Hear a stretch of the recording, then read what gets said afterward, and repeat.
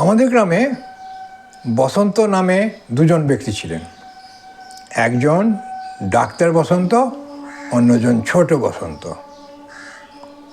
ছোট বসন্তকে অনেকে ছিচকে বসন্ত বলতেন। সবসময় তিনি এর বাড়ি ওর বাড়ি ঘুরে বেড়াতেন।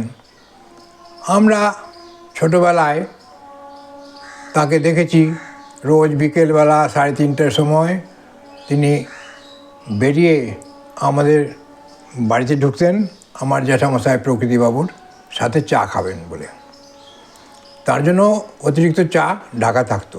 প্রতিদিন জ্যাঠার পাশে বসে চা খেয়ে আর দু একটা গল্প টল্প করে আমাদের বাড়ির পাশের শর্টকাট গেট দিয়ে তিনি চলে যেতেন যোগী দাদুর বাড়ি। মাঝখানে যাওয়ার পথে যোগী দাদুর ভাই অভয় দাদুর বাড়ি পার হয়ে যেতে হতো। সেখানে কোনো স্টপেজ নেই।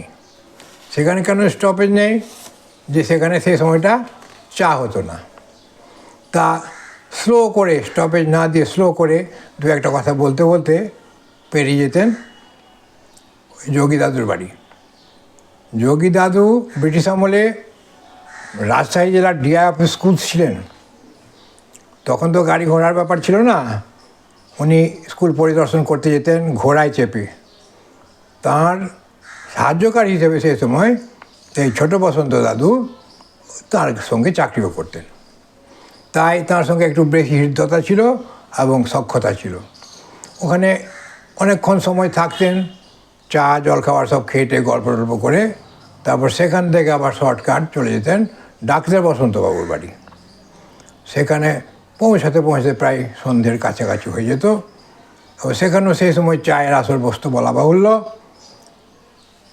ডাক্তার বসন্তবাবুর বাড়ি দক্ষিণ প্রান্তে এবং ছোট বসন্তর বাড়ি একবার উত্তর প্রান্তে।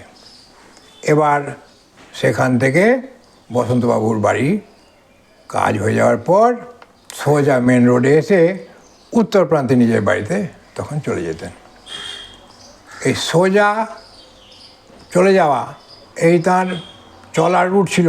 ঠিক যেমন হাওড়া থেকে দিল্লিগামী আপার ইন্ডিয়া এক্সপ্রেস, হাওড়া থেকে বর্ধমানে মেন লাইন ছেড়ে সাহেবগঞ্জ লুপ অর্থাৎ কিউল জংশনে আবার মেন লাইনে উঠে যোগ দেওয়া। ছোট বসন্তবাবুও রেলের মতো টাইম টেবিল ধরে চলতেন। কোনো দিন বিফোর টাইম বা লেট চলতেন না। আপার ইন্ডিয়ার যেমন লুপ লাইনের স্টপেজ ছিল বোলপুর, সাঁইথিয়া, রামপুরহাট, তিনপাহাড়, সাহেবগঞ্জ, তারপরে মেন লাইন কিউল।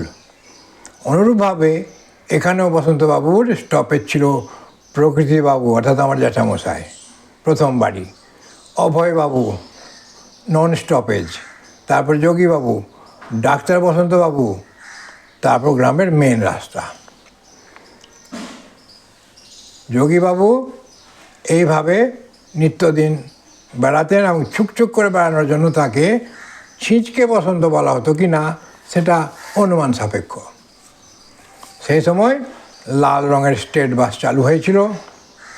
রোডে তখন আমরা দেখবার জন্য ছুটে যেতাম। তিনিও তার বাড়ি থেকে 3টা 15 মিনিটে সোজাভাবে দু হাত টান টান করে কোনো দিকে না তাকিয়ে এমনভাবে আমাদের বাড়ি দিকে ঢুকতেন, মনে হতো ওই যে স্টেট বাস চলে আসছে বুঝি। আমরা তাকিয়ে থাকতাম। বিপত্নিক এই বৃদ্ধ মানুষটিকে বিকেলে চা করে দেওয়ারও লোক ছিল না। তার ছেলে ধীরেন কাকার চায়ের দোকান ছিল রোডে, আর ছেলের স্ত্রী রুগ্ন, সকালের দিকে তিনি খাওয়াতেন, বিকেলবেলা তিনি বিশ্রাম নিতেন। তো নিয়ম করে বিকেল থেকে সন্ধ্যার চা সফর এভাবেই চালাতেন। কোনো ব্যতিক্রম হতো না কোনো দিন।